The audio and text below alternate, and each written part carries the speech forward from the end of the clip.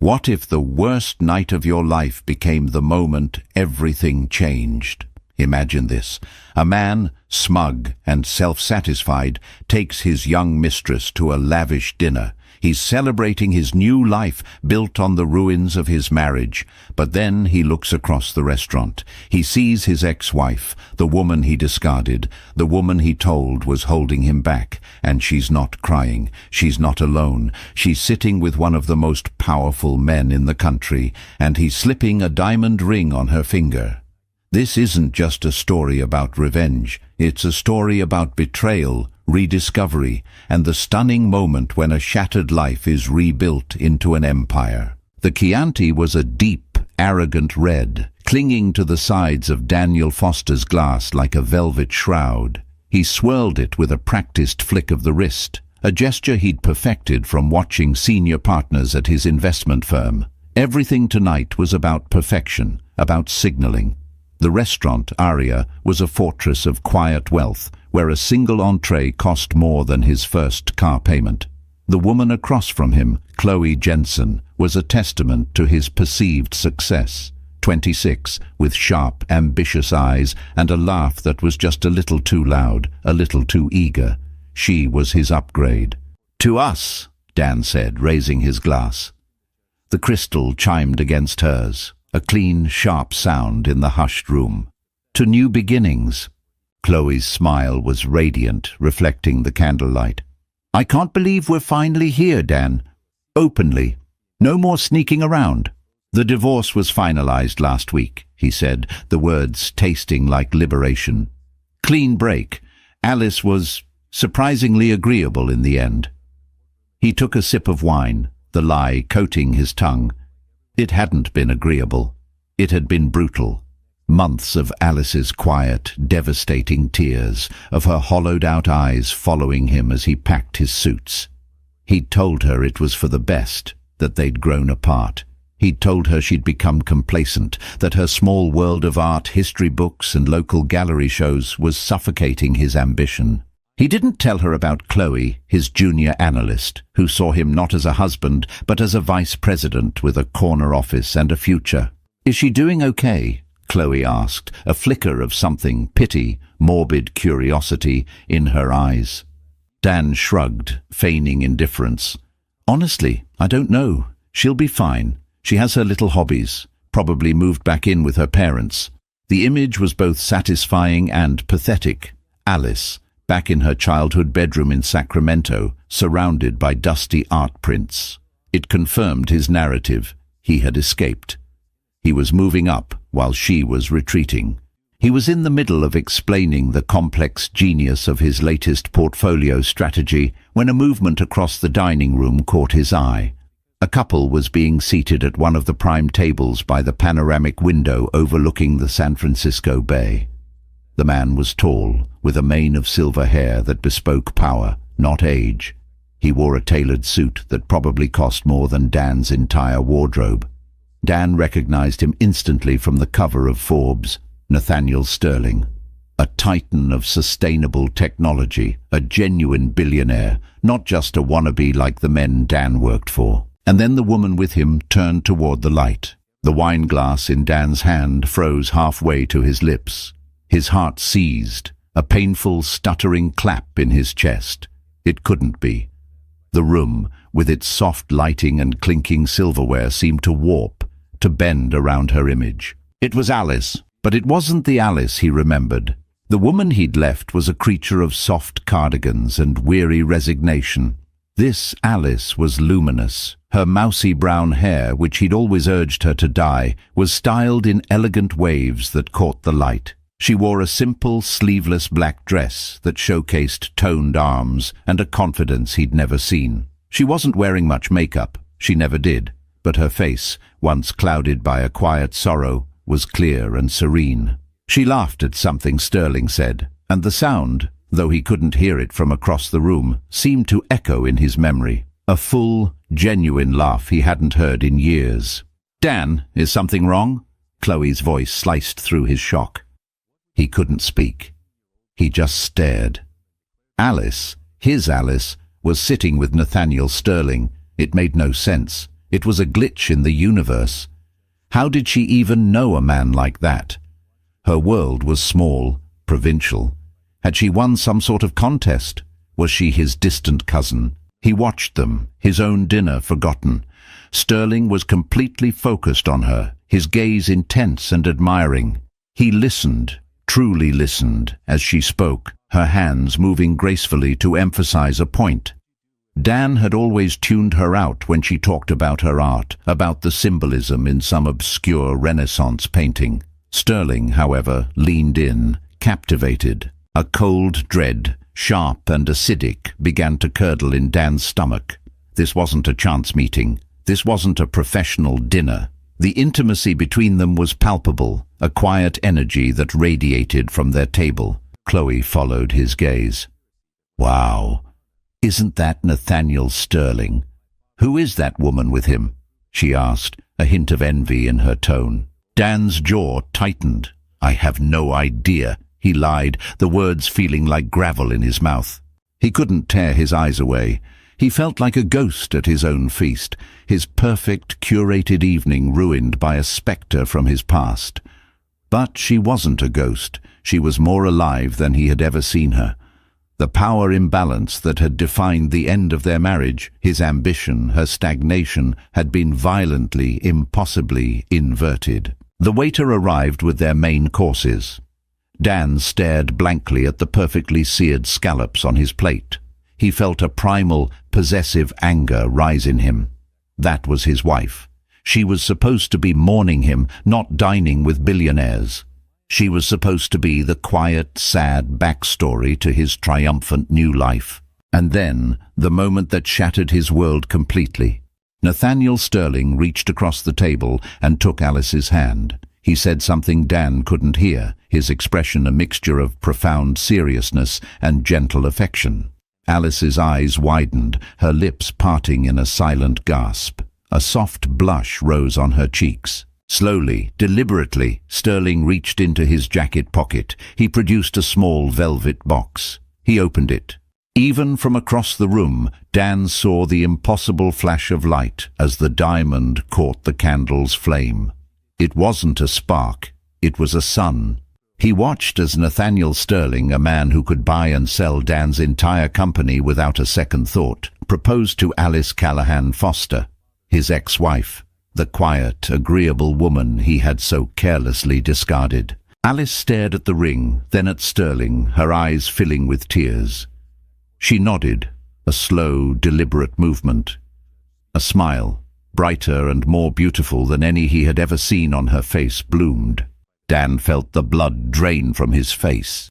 His carefully constructed world, the impressive restaurant, the beautiful young mistress, the narrative of his own success, crumbled into dust. He wasn't the winner. He wasn't even in the game. He was just a man in an expensive restaurant watching his past become someone else's spectacular future. 3 months before the night at Aria, Alice Callahan was covered in dust. Not the gentle domestic dust of a neglected home, but the ancient, chalky dust of history. She was perched on a scaffold in a cavernous, forgotten ballroom in a landmark Pacific Heights mansion, painstakingly cleaning a century-old fresco. This was her sanctuary, the place she had fled to after the implosion of her marriage. The divorce had felt like an amputation. For 12 years, she had been one half of a whole, Dan and Alice. Her identity had been inextricably linked to his. She was the supportive wife of the ambitious finance guy, the one who organized the dinner parties, remembered his clients' birthdays, and kept her own passions neatly confined to the role of a hobbyist. Her degree in architectural history and preservation was something she dabbled in, a quaint interest that Dan found charming until he found it boring.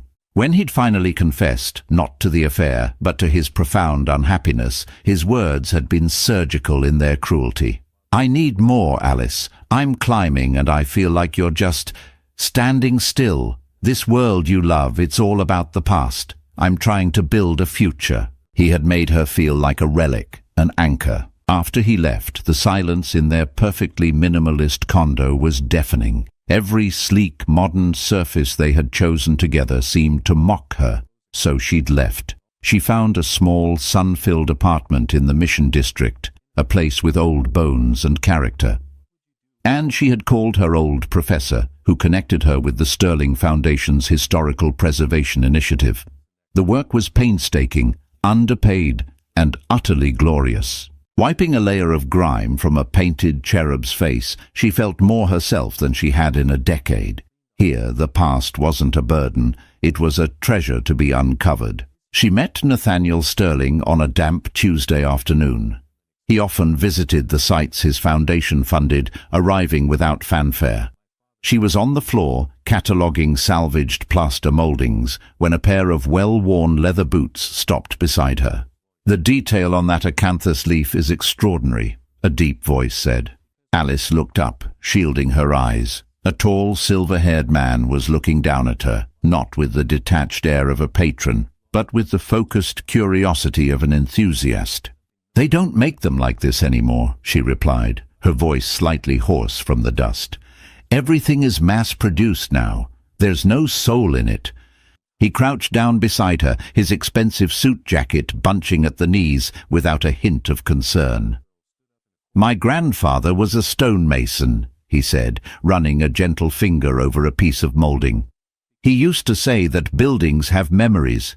You just have to be quiet enough to hear them." That was the beginning. It wasn't a whirlwind, it was a slow, quiet unfolding. He would visit the site, ostensibly to check on the project's progress, but they would end up talking for hours. He was fascinated by her knowledge, by the passion that lit up her face when she explained the chemical composition of 19th-century milk paint or the structural genius of a flying buttress. He never once mentioned her divorce or her past. He was interested in the person she was right now, the woman covered in plaster dust who could see the soul in a building. For the first time in years, Alice felt seen. Not as an accessory or a support system, but as an expert, a professional, an equal. Their first real date was to a dusty archive at UC Berkeley to look at original blueprints of the mansion, followed by greasy, delicious tacos from a food truck. He was nothing like the ruthless corporate raider portrayed in the media. He was thoughtful, patient, and possessed a dry wit that took her by surprise. He told her about his late wife, who had passed away from cancer 5 years prior, and the philanthropic work that now gave his life purpose. He saw the strength in her that Dan had dismissed as passivity. He called her resilience, a superpower. "You're not rebuilding a life, Alice," he told her one evening as they walked along the Embarcadero, the city lights twinkling on the water. "You're excavating the one that was there all along." The evening he proposed, he told her he wanted to take her somewhere special to celebrate the completion of the ballroom fresco. Aria was his choice, and while its opulence made her a little uncomfortable, she felt a thrill at dressing up, at seeing the look of undisguised admiration in his eyes when he picked her up. Sitting across from him, she felt a sense of peace that was still novel.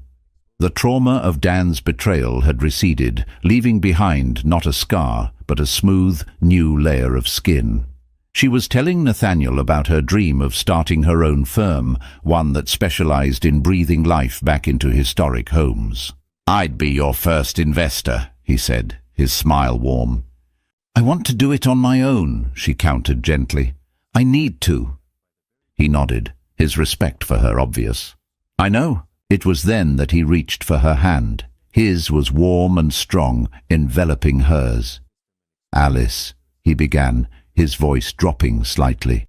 "I've spent the last 5 years living in the past, honoring a memory. I thought that was all that was left for me. And then I met you. You don't just honor the past, you bring it back to life.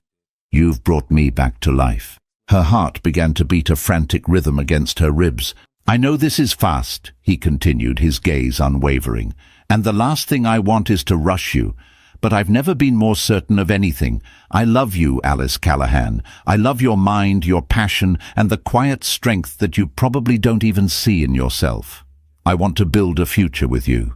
He pulled out the box, As he opened it, revealing a stunning, vintage-inspired ring with a brilliant, clear diamond, Alice's breath caught. It wasn't a gaudy trophy. It was elegant, timeless. It looked like something she would have chosen herself. In that moment, her peripheral vision registered a familiar shape across the room. A man with Dan's haircut, sitting with a younger woman. A flicker of recognition, a ghost of a memory. But it didn't matter. The past was a faint, blurry image in the rearview mirror. Her future was sitting right in front of her, his heart in his eyes. Tears of pure, unadulterated joy welled. She wasn't the woman who was left behind. She was the woman who had been found. "Yes," she whispered, the word feeling like the most definitive, powerful statement she had ever made. "Nathaniel, yes." The drive back to his sleek, impersonal apartment in the marina was silent. The air in Dan's BMW was thick with a toxic mixture of Chloe's confused indignation and his own seething humiliation. "I don't understand what just happened," Chloe finally said as he swerved onto the freeway, cutting off a Prius. "You saw someone you knew. You looked like you'd seen a ghost." "It was nothing," Dan snapped, his knuckles white on the steering wheel. "Just a former colleague." "That woman? She looked familiar?" Chloe pressed, not ready to let it go. "I said it was nothing!" he roared, the sound echoing in the confined space. Chloe flinched, her carefully constructed poise shattering. She sank back into the leather seat, silent for the rest of the ride. Back in the apartment, the one he'd chosen because of its panoramic views and proximity to the yacht club he hoped to one day join, Dan poured himself a large glass of scotch. He ignored Chloe as she moved around the living room, her earlier ebullience replaced by a wary tension. He couldn't get the image out of his head. Alice's smile, Sterling's hand on hers, the blinding glare of that diamond. It played on a loop, a motion picture of his own failure. He'd thrown away a Honda and she'd been picked up by a Bugatti. The metaphor was crude, but it was the only language his ego understood. His mind raced, trying to piece together an impossible puzzle. How? When? Where? He and Alice had shared a life for 12 years. He knew her entire social circle, a handful of quiet academics, a few married couples from their old suburban neighborhood, her parents. None of them could get within 1,000 feet of Nathaniel Sterling. He pulled out his phone, his fingers slick with sweat. He searched Alice's name. Nothing. She'd deleted her social media years ago, calling it a marketplace of curated envy. The irony was nauseating. Then he searched for Nathaniel Sterling. The search results were a litany of his triumphs, articles in the Wall Street Journal, profiles in Wired, photos of him shaking hands with presidents and philanthropists. He scrolled deeper, looking for personal details. He was a widower, extremely private. And then, a recent article from a local society blog about the Sterling Foundation's new preservation projects. Dan's blood ran cold. He clicked the link. There it was, a photo from a month ago, a group of people in hard hats standing in front of a dilapidated mansion, and in the center, next to Sterling, was Alice. She was dusty and smiling, looking more vibrant than she had in the last 5 years of their marriage. The caption identified her as the project's lead restoration consultant. He'd mocked her hobby, her degree he'd paid for but never respected. He'd told her it was a waste of time. And that very hobby, that very passion he had crushed, had been her bridge into a world he could only dream of entering. "So that was her," Chloe said softly from the doorway. He hadn't realized she was watching him. "Your ex-wife." Dan didn't look up from his phone. "Yes. You told me she was simple, that she was probably living with her parents." Chloe's voice was laced with a new, sharp accusation. "She didn't look simple, Dan, and she sure as hell wasn't in Sacramento." "Things change," he muttered, the words tasting like ash. "You lied to me," Chloe said, her voice rising. "You built this whole story about how you were escaping this sad little life, but that woman looked happier than I've ever seen you." The truth in her words was a physical blow. He slammed his phone down on the granite countertop. "What do you want from me, Chloe? It's a fluke. She got lucky. He's probably just using her. A rich old man looking for a quiet, pliable young wife." But even as he said it, he knew it wasn't true. He'd seen the look in Sterling's eyes. It was genuine admiration. It was the way Dan had looked at Alice once, a lifetime ago, before his ambition had poisoned everything. The next day at work was a blur. He couldn't focus on the market analytics flashing across his screens. Every number, every rising and falling line seemed to mock him. He was a numbers guy, a man who calculated risk and reward, and he had just made the single worst trade of his life. He found himself compulsively searching for more information. He created a fake social media profile and started following the Sterling Foundation, the Architectural Preservation Societies, anything that might give him a glimpse into her new life. He became a digital voyeur, watching from the shadows as she blossomed. His colleagues noticed the change. His usual swagger was gone, replaced by a distracted, irritable energy. "Foster, you with us?" His boss, Mark, barked during a team meeting. "Your projections for the quarter are sloppy." Dan mumbled an apology, his mind elsewhere. He was imagining Alice walking through Sterling's penthouse, sitting on his yacht, flying in his private jet. The life he craved, the status he had betrayed his marriage for, she had obtained it effortlessly, simply by being herself. The self he had told her was not enough.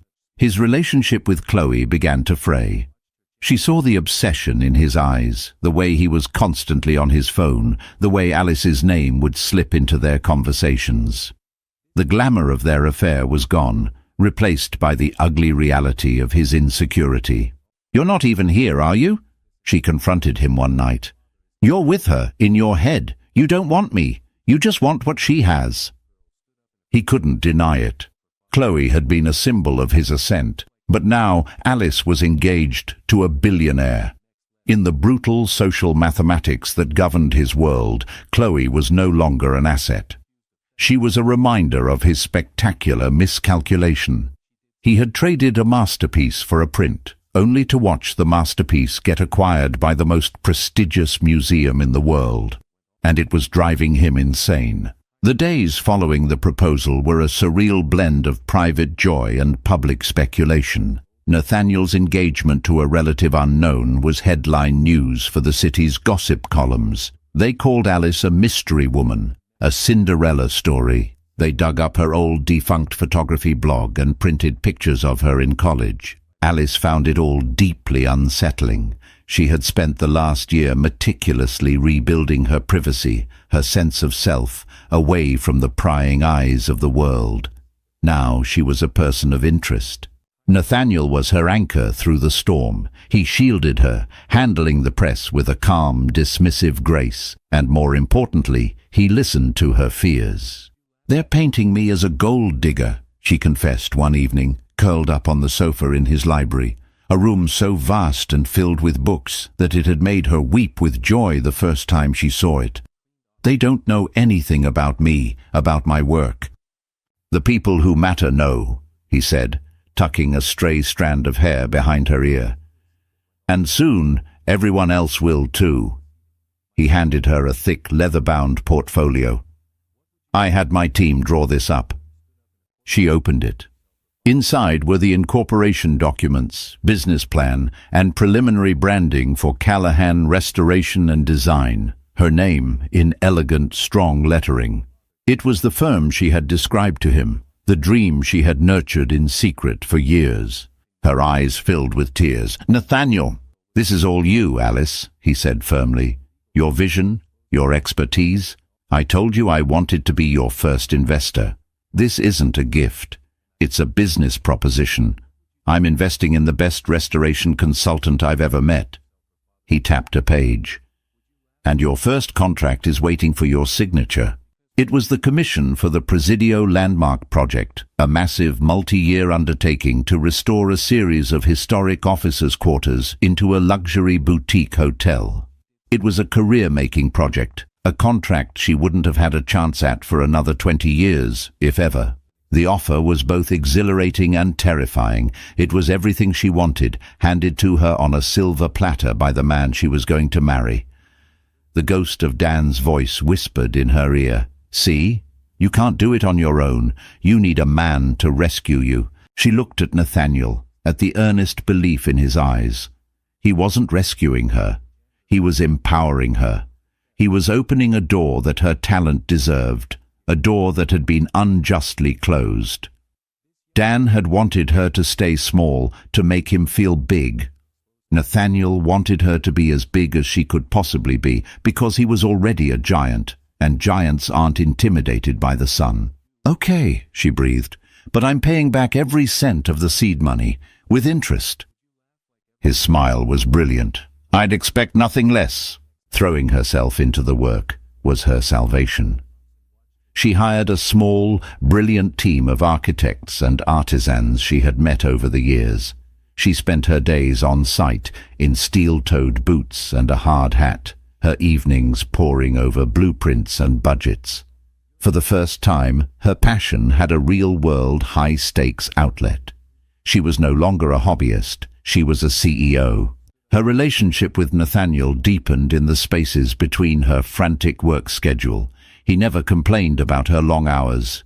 Instead, he'd show up at the work site with a picnic basket for dinner or leave a thermos of her favorite tea on her desk in the morning. He celebrated her victories, a rare tile sourced, a complex structural problem solved, with more enthusiasm than he showed for his own billion-dollar deals. They were building something together, but it wasn't just a shared life. It was a shared ethos. They both believed in honoring the past to build a better future. They were partners in the truest sense of the word. One afternoon, while inspecting a shipment of reclaimed timber, her phone buzzed. It was an unknown number. She almost ignored it, but a strange instinct made her answer. "Alice?" The voice was thin, reedy, stripped of its usual bravado. It was Dan. Her blood turned to ice. She hadn't heard his voice in almost a year. "How did you get this number?" she asked, her tone flat and cold. I called your mother. I was worried. I saw the news. Alice, we need to talk." "No, we don't," she said, turning away from her foreman to hide the sudden tremor in her hands. "We have nothing to talk about." "Please," he begged, and the desperation in his voice was sickeningly real. "Just 5 minutes. For old time's sake. I saw you that night at the restaurant. I need to understand." She should have hung up. She should have blocked his number. But a perverse, morbid curiosity took hold. What could he possibly have to say? "Fine," she said, her voice like steel. "The coffee shop on Chestnut. Tomorrow. 10 minutes. Then I'm done, Dan. Forever." Hanging up, she felt a profound wave of nausea. The past, which she thought she had buried under layers of plaster dust and new love, had just clawed its way back to the surface. The coffee shop was neutral territory, a place with no memories. Alice chose a small table in the back corner, positioning herself like a general surveying a battlefield. She arrived early, armed with the armor of her new life, a sharply tailored blazer, a leather portfolio filled with contracts, and a quiet confidence that felt blessedly real. She ordered a black coffee, its bitterness a welcome jolt. Dan was late. It was a classic power move, one he used to employ in their marriage, making her wait to reinforce his own importance. But today, it just seemed pathetic. When he finally walked in, he was a ghost of the man she'd known. His expensive suit seemed to hang off him. His face was pale and drawn, and there were dark circles under his eyes. The swagger was gone, replaced by a twitchy, nervous energy. He spotted her and approached the table with a hesitant, almost apologetic shuffle. "Alice," he said, his voice husky, "thanks for coming." "I have a meeting at 11, she stated, not inviting him to sit. "What do you want, Daniel?" Using his full name was a deliberate act of distancing. He sank into the opposite chair anyway. "You look incredible," he stammered, his eyes scanning her, taking in the clothes, the poise. It wasn't a compliment, it was an assessment. He was recalculating her value. "Let's not waste time on pleasantries," she said, her voice cold. "You wanted to understand. There's nothing to understand. My life moved on. You should try it." "How did this happen?" he asked, leaning forward, his voice a conspiratorial whisper. "Nathaniel Sterling. I mean, how does someone like you end up with someone like him?" The insult, wrapped in a question, was so typical of him. Someone like you. Small, unimportant. A year ago, that question would have broken her. It would have affirmed the deepest, darkest insecurity he had so carefully cultivated in her, that she was not enough. But today, it was different. "Someone like me," she repeated, a wry, humorless smile touching her lips. "You mean a woman with a postgraduate degree in her field, a woman who now runs her own company and is managing a multi-million-dollar historic restoration project?" She paused, letting the words hang in the air between them.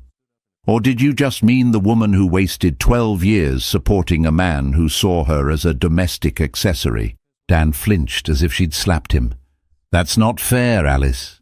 "Fair?" Her voice rose slightly, drawing a glance from a nearby table. "You want to talk about fair?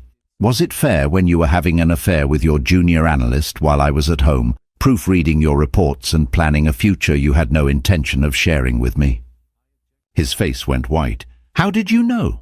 "I'm not stupid, Dan. I was just in love. There's a difference. I found the hotel receipts in your travel expense report 6 months before you left. I just hoped I was wrong."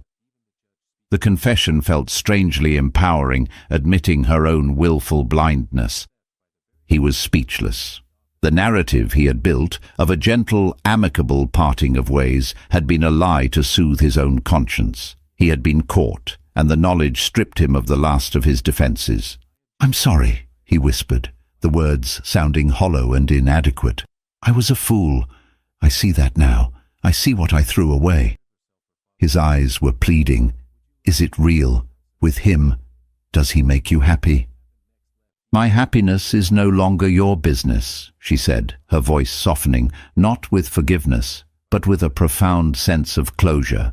She stood up, placing a $10 bill on the table for her coffee. "What I had with you, Dan, was a life built around your potential. What I have now is a life built around my own." She looked down at him, at this man who had once been the center of her universe. He looked small and diminished, a king who had abdicated his throne only to find himself a beggar at the gates of a new and more magnificent kingdom. She felt a surprising, cleansing wave of pity. "Goodbye, Daniel," she said, and walked out of the coffee shop without looking back, the bell above the door chiming a final, definitive end. She drove straight to the Presidio, needing the solace of her work. She walked through the skeletal remains of the old buildings, the scent of sawdust and history filling her lungs. The encounter had shaken her, but it hadn't broken her. It had been a test, and she had passed.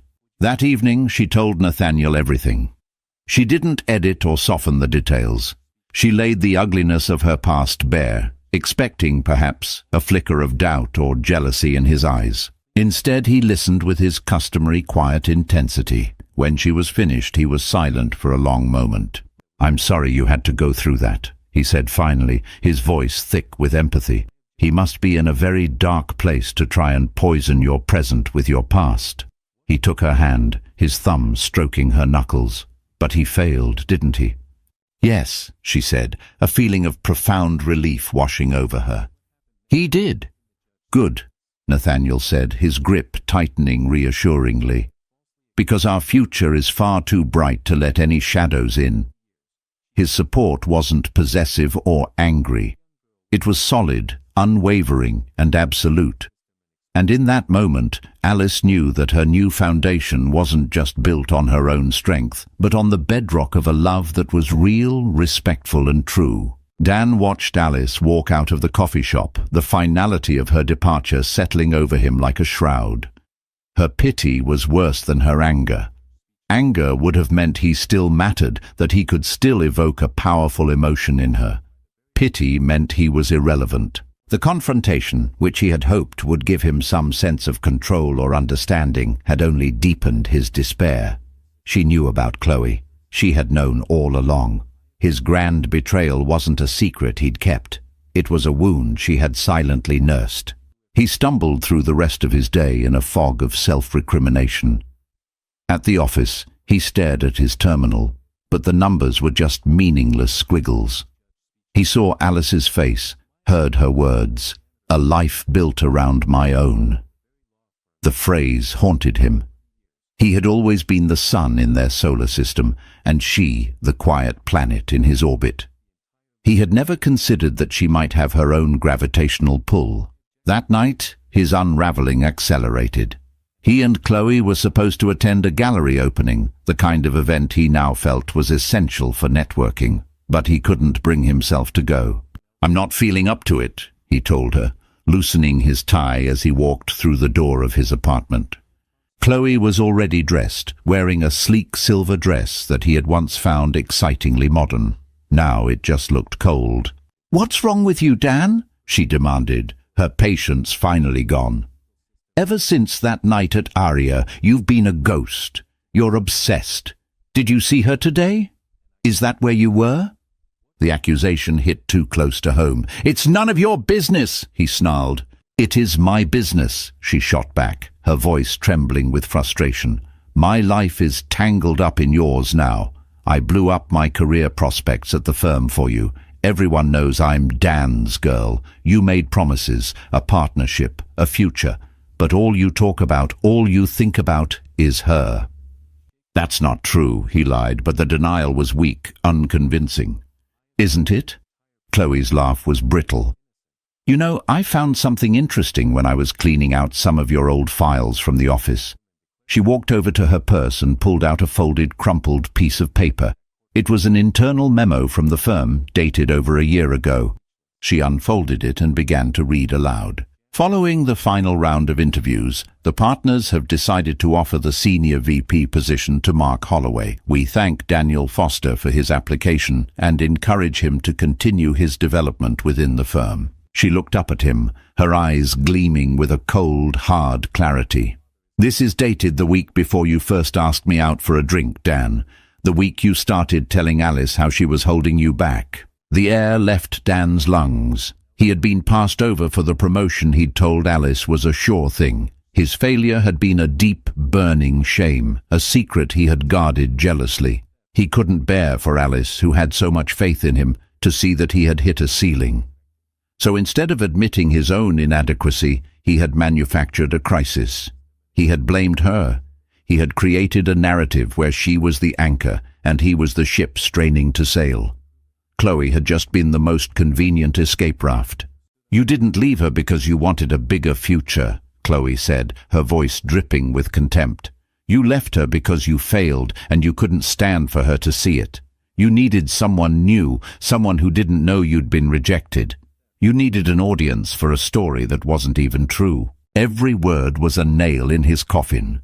She saw him. She saw the pathetic, insecure man behind the bravado. "I loved you," he said, the words feeling pathetic and desperate. "No, you didn't," Chloe replied, shaking her head. "You loved what I represented, a new start, a win, but you lost, Dan. You lost the promotion, and you lost the only person who probably ever loved you for who you actually were, not who you pretended to be."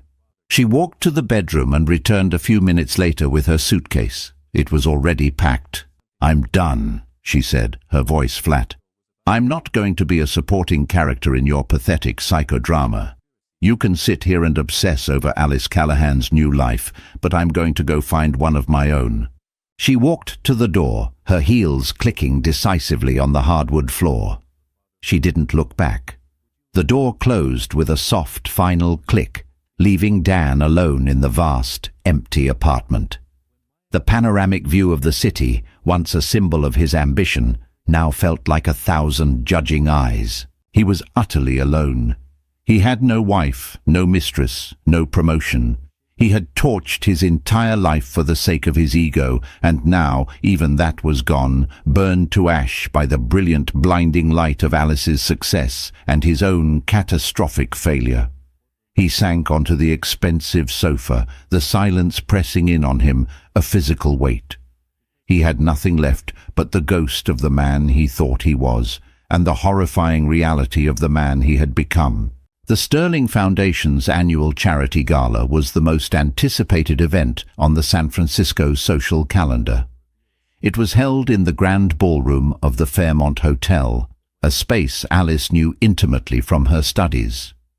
This year, however, she wasn't an academic observer. She was attending on the arm of the foundation's chairman, her fiancé. She wore a deep sapphire gown that Nathaniel had insisted on buying for her, claiming it matched her eyes. For the first time in her life, she felt comfortable in such opulent surroundings, not because of the dress or the diamonds sparkling at her throat, but because she was there on her own terms. Callahan Restoration and Design was a sponsor of the event, her company's logo displayed proudly on the program. She was a guest, a donor, and a business owner. The evening was a whirlwind of introductions to senators, tech CEOs, and philanthropists. Nathaniel introduced her not as his fiancée, but as Alice Callahan, the brilliant mind behind the Presidio Landmark project. He radiated pride, and it filled her with a warmth that had nothing to do with the champagne she was sipping. She was in the middle of a conversation with a renowned art critic when she felt a sudden chill, a primal sense of being watched.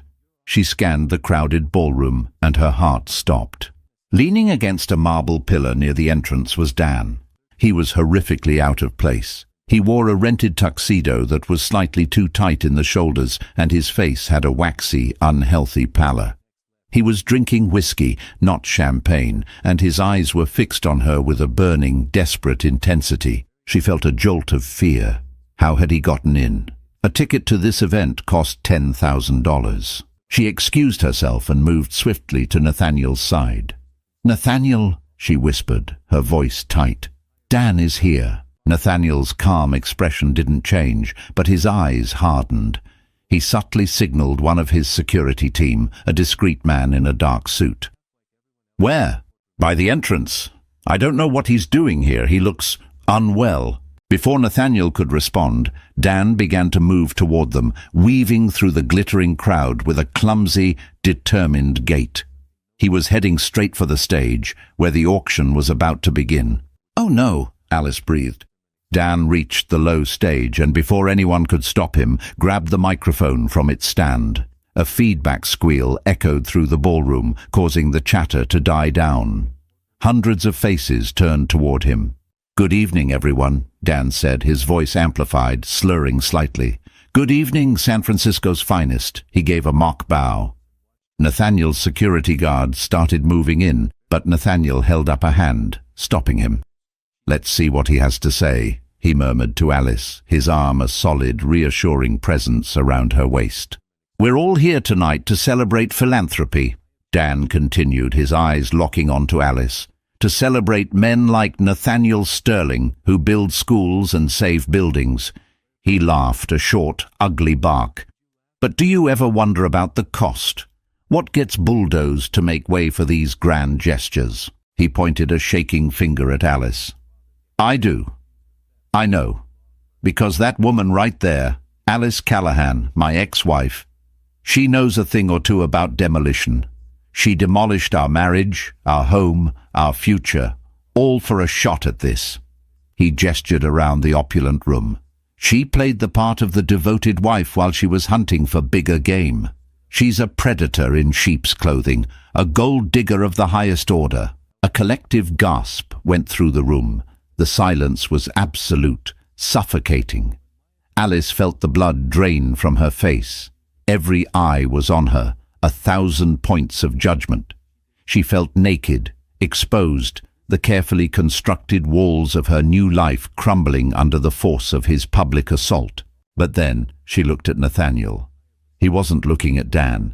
He was looking at her, his expression not one of doubt or shame, but of unwavering support. He gave her a small, almost imperceptible nod, as if to say, "You've got this." And in that moment, something inside her shifted. The fear and humiliation receded, replaced by a cold, clear anger. Not at Dan, but at herself, for ever letting this man have such power over her. She gently removed Nathaniel's arm from her waist and took a step forward. Her voice, when she spoke, was not loud, but it was clear and carried the weight of absolute authority. "He's right," she said, her voice cutting through the silence. The crowd murmured. Dan looked momentarily triumphant.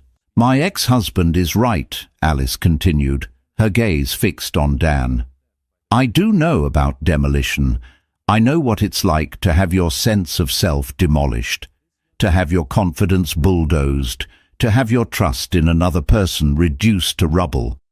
I lived in that rubble for a very long time, Dan. You were the architect of that demolition." She began to walk slowly toward the stage, her sapphire gown whispering against the marble floor. "And you're right about something else. I was hunting. Not for money. Not for status. I was hunting for the woman I was before I met you. The woman who was passionate and strong and had dreams of her own, dreams you told me were small and insignificant." She stopped at the foot of the stage, looking up at the pathetic, unraveling figure he had become. "I didn't find that woman again by meeting Nathaniel Sterling," she said, her voice ringing with the truth. "I found her on my hands and knees, covered in plaster dust, bringing a forgotten piece of beauty back to life. I found her when I signed the lease on my own apartment, when I incorporated my own business, when I realized my worth was not determined by my husband's approval." She looked out at the silent, captivated audience. "I am with Nathaniel because he, unlike some, is not intimidated by a woman's strength. He celebrates it. He invests in it. The only gold digger here tonight, Daniel, is you. You dug for gold in our marriage, and when you couldn't find enough to satisfy your ego, you tried to dig it out of my soul. But my soul is not for sale." 2 security guards finally reached Dan, each taking an arm. He didn't resist. His face was a mask of utter defeat. All the fight had gone out of him, leaving behind a hollow, broken shell. As they led him away, his eyes met Alice's one last time. In them, she saw the devastating final recognition of what he had truly lost. It wasn't a wife or a fortune. It was himself. The ballroom erupted in applause. It started with one person, then another, until the entire room was on its feet, the sound a roaring wave of validation. Alice stood her ground, tears streaming down her face, but she was not crying from sadness or humiliation. She was crying from the sheer, unadulterated relief of being, finally and completely, free. Chapter 8. The Restoration. 6 months passed. The Presidio landmark project was ahead of schedule and under budget, a testament to Alice's meticulous planning and leadership. Callahan Restoration and Design had become the most sought-after preservation firm on the West Coast. Her days were filled with the satisfying challenges of her work, the thrill of discovering original hidden details in a building, the camaraderie of her team, the quiet pride of creating something beautiful and lasting. The gala incident had, paradoxically, cemented her reputation. The story of her public stand had circulated through the city, not as a piece of juicy gossip, but as a legend.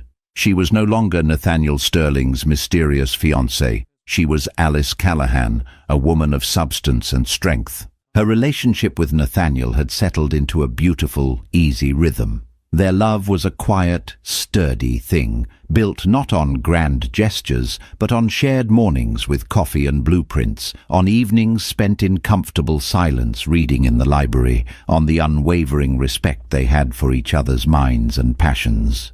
One crisp Saturday morning, Nathaniel drove her to a quiet, wooded plot of land in Marin County, overlooking the bay. An old, dilapidated Victorian farmhouse, beautiful in its decay, stood silhouetted against the morning fog. "What is this place?" she asked, stepping out of the car. "This," he said, taking her hand, "is our home, or it will be." Alice stared at him, confused. "I thought we were going to live in your penthouse." "The penthouse is my fortress," he said gently. "I want to build a home with you, and I figured who better to restore it than the best in the business." She looked from his hopeful, loving face to the beautiful, broken house. It needed everything: a new foundation, a restored roof, windows that didn't rattle in the wind. It was a massive project, a labor of love. It was perfect. "It will take years," she said, a slow smile spreading across her face. "We have years," he replied, pulling her close. "We have the rest of our lives." As they stood there, planning the restoration of their future home, Alice's thoughts drifted briefly to Dan.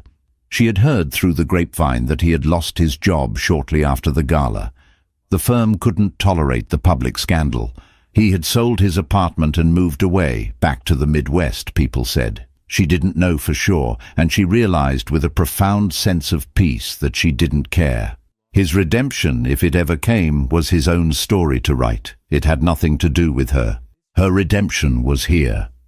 It was in the solid ground beneath her feet, in the scent of eucalyptus and salt in the air, in the challenging, beautiful project that lay before her. It was in the hand of the good man standing beside her, a man who saw all of her, the broken pieces and the restored beauty, and loved her not in spite of them, but because of them. She had spent so long restoring the past for others, but now she was finally restoring her own. She was taking the old, forgotten foundation of the woman she once was and building a spectacular new life upon it, a life filled with light, purpose, and a love as timeless and enduring as the buildings she saved. And it was more beautiful than anything she could have ever designed. The wedding was not a grand affair. There were no reporters, no society columns, no crowds of onlookers. They were married on a crisp autumn afternoon on the newly reinforced porch of the still under-construction farmhouse in Marin. The guests were a small collection of their closest friends, family, and the artisans from Alice's team who were, quite literally, helping to build their home. Alice wore a simple cream-colored wool dress. Nathaniel wore a tweed jacket. There were no photographers, only an old Polaroid camera that was passed among the guests, capturing candid, joyful moments that would be taped to the unfinished walls. They exchanged vows they had written themselves, promising not a perfect, easy life, but one of partnership, respect, and shared adventure. As Nathaniel slipped a simple, elegant gold band onto her finger to sit beside the engagement ring, Alice looked out at the view of the bay, the city a glittering, distant jewel. She thought of the woman who had cried in a condo in that city, the woman who had felt her life was over. She thought of the woman who had found solace in dust and decay, and the woman who had stood tall in a ballroom and reclaimed her own story. They were all parts of her, layers of varnish and paint stripped away to reveal the strong, beautiful grain underneath. Later, as the sun began to set, casting a warm, golden glow over the construction site, Alice found herself standing alone by a newly framed window, looking at a set of blueprints. Nathaniel came up behind her, wrapping his arms around her waist. "What are you looking at, Mrs. Sterling?" he murmured into her hair. She smiled, leaning back against him. "Just the plans for the library," she said, her finger tracing the outline of the room. "I think we can fit in another bookshelf here." He kissed her shoulder. "Whatever you think is best. You're the architect." In that simple statement, she felt the entirety of their love. He trusted her vision. He believed in her expertise. He saw her not as an extension of himself, but as his brilliant, capable partner. The life she was living now was not a fairy tale. It hadn't been bestowed upon her by a prince. It was a structure she had designed herself, built with her own two hands on a foundation of her own making. The pain of her past was not erased, but it had been integrated, repurposed, made a part of the history of the house she was building, a house strong enough to withstand any storm. And as the first stars began to appear in the twilight sky, Alice Callahan Sterling knew with a quiet, unshakable certainty that she was finally home. Alice's journey wasn't about revenge, it was about redemption, not redemption in the eyes of the man who wronged her, but in her own. It's a powerful reminder that our lowest moments can be the foundation for our greatest achievements, and that your value is never determined by someone else's inability to see it. If you were moved by Alice's story of resilience and empowerment, please take a moment to like this video and share it with someone who might need to hear this message. Subscribe to the channel and hit the notification bell so you don't miss our next story. And I'd love to read your thoughts in the comments below. What was the most powerful moment in Alice's journey for you? Thank you for watching. Thank you for watching. Thank you for watching. Thank you for watching. Thank you for watching. Thank you for watching.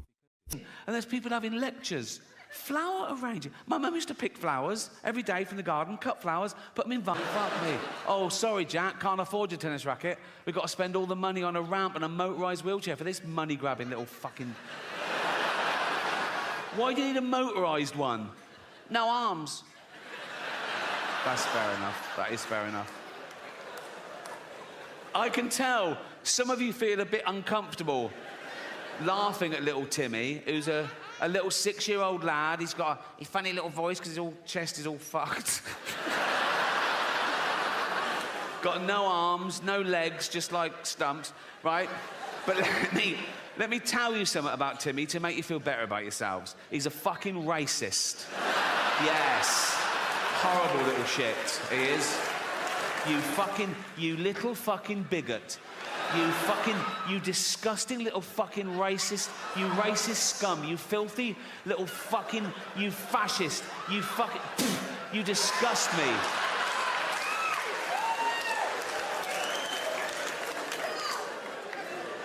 Homophobic? Yeah.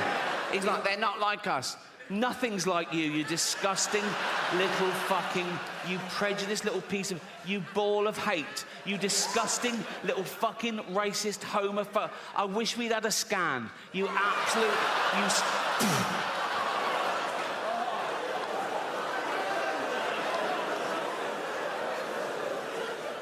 misogynist. If he could, he'd rape. There's your little Timmy.